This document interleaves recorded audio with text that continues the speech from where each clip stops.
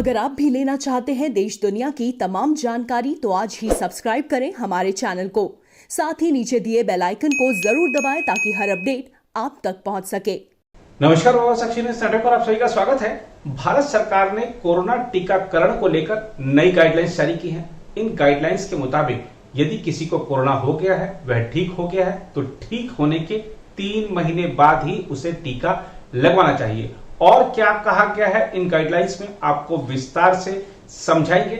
इसके साथ ही बात करेंगे सरकार के उस महत्वपूर्ण ऐलान की जिसके तहत केंद्रीय मंत्री ने बताया है कि सभी जीवन रक्षक दवाइयां अब उपलब्ध हैं, प्रचुर मात्रा में उपलब्ध हैं, दवाइयों की कोई कमी नहीं है, उत्पादन बढ़ाया जा रहा है। इसके साथ ही बात करेंगे स्वास्थ्य मंत्रालय के एक नए आंकड़े की। भारत में बना है एक विश्व रिकॉर्ड। हमने देखा कि हमने नए संक्रमण के मामलों का भी विश्व रिकॉर्ड बनाया, लेकिन आज भारत में एक दिन में 20 लाख जांच की गई, अपने आप में विश्व रिकॉर्ड है। क्या कहा है स्वास्थ्य मंत्रालय, इसके बारे में भी आपको जानकारी देंगे। साथ ही ब्लैक फंगस की बात करेंगे, जो कि अब कई राज्यों में इसके मामले सामने आ रहे हैं और राजस्थान सरकार ने मामले की गंभीरता को समझते हुए इसे महामारी भी घोषित कर दिया है। इसके अलावा बात करेंगे पश्चिम बंगाल की, जहां पर नारदा स्टिंग ऑपरेशन मामले ने राजनीतिक रूप से हड़कंप मचाया हुआ है।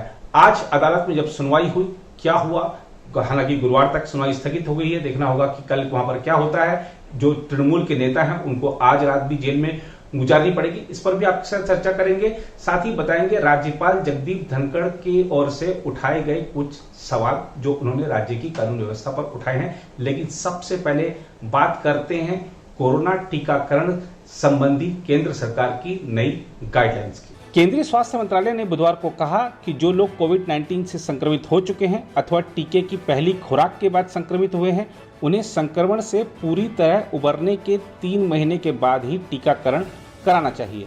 कोविड-19 टीकाकरण स्तनपान कराने वाली महिलाओं के लिए भी है और कोई भी व्यक्ति संक्रमित होने के बाद RT-PCR जांच में नेगेटिव आने पर अथवा कोरोना वायरस निरोधक टीका लेने के 14 दिन बाद रक्तदान भी कर सकता है। एक सरकारी बयान में कहा गया है कि कोविड-19 टीकाकरण पर राष्ट्रीय विशेषज्ञ समूह की ताज़ा सिफारिशों के बाद मंत्रालय ने यह निर्णय किया है और इस बारे में राज्यों तथा केंद्र शासित प्रदेशों को भी सूचित कर दिया गया है।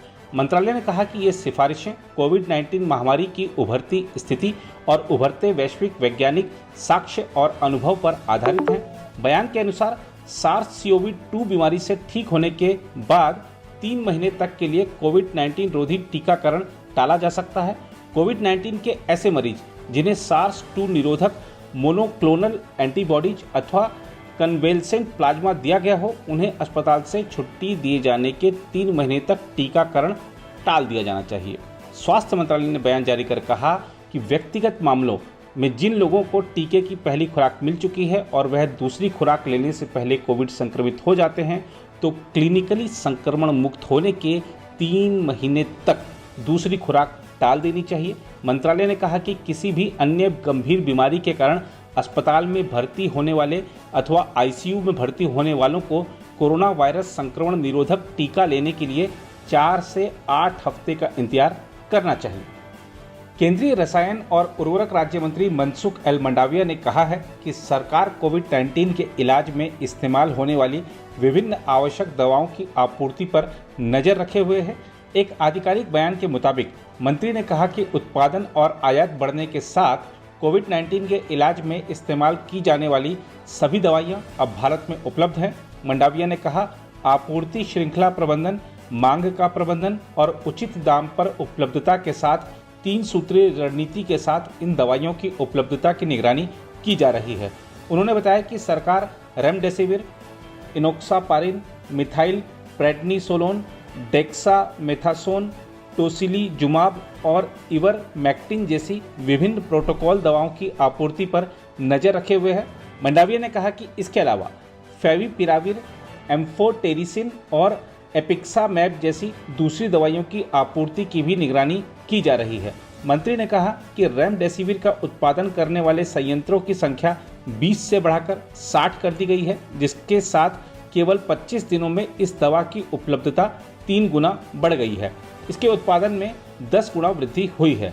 अप्रैल में जहां 10 लाख शीशी प्रति माह बन रही थी, वहीं मई 2021 में यह 1 करोड़ तक पहुंच गई है। उन्होंने कहा कि बाकी महत्वपूर्ण दवाओं का उत्पादन भी बढ़ाया गया है।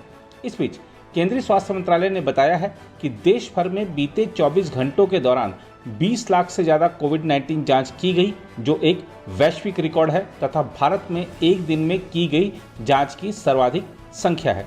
मंत्रालय के मुताबिक देश में संक्रमण दर घटकर 13.31% पर पहुंच गई है। भारत में लगातार छठे दिन कोविड-19 से एक दिन में ठीक होने वाले लोगों की संख्या संक्रमित मिले नए रोगियों से ज़्यादा रही। मंत्रालय ने बताया कि देश भर में अब तक 32 करोड़ से ज़्यादा जांच की जा चुकी है और कुल संक्रमण दर फिलहाल 7.96% है।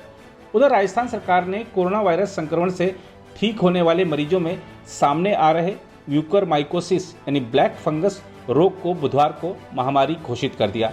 राज्य के चिकित्सा और स्वास्थ्य विभाग ने इस बारे में अधिसूचना जारी की।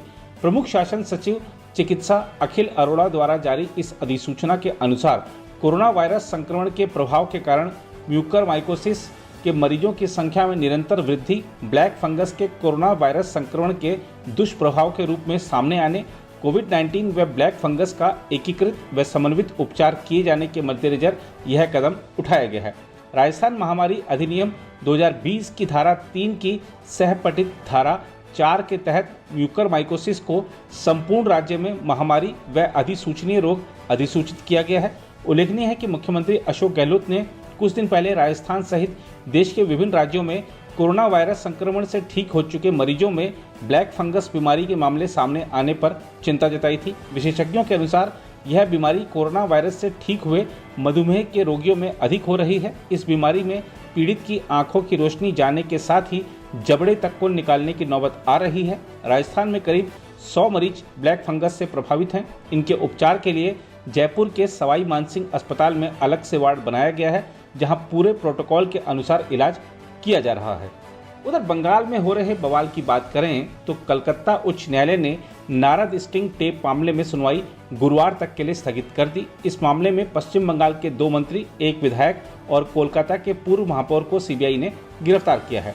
उच्च न्यायालय में बुधवार को सुनवाई स्थगित होने के कारण मंत्री सुब्रत मुखर्जी और फिरहाद हाकिम, तृणमूल कांग्रेस के विधायक मदन मित्रा और कोलकाता के पूर्व महापौर सुवन चटर्जी न्यायिक हिरासत में रहेंगे। इस मामले में सुनवाई स्थानांतरित करने की सीबीआई की याचिका और सोमवार को सीबीआई की एक अदालत द्वारा दिए गए जमानत पर उच्च न्यायालय के स्थगन को वापस लेने की चारों नेताओं की याचिका पर मुख्य न्यायाधीश राजेश बिंदल और न्यायमूर्ति अरिजीत बनर्जी की पीठ गुरुवार को सुनवाई करेगी।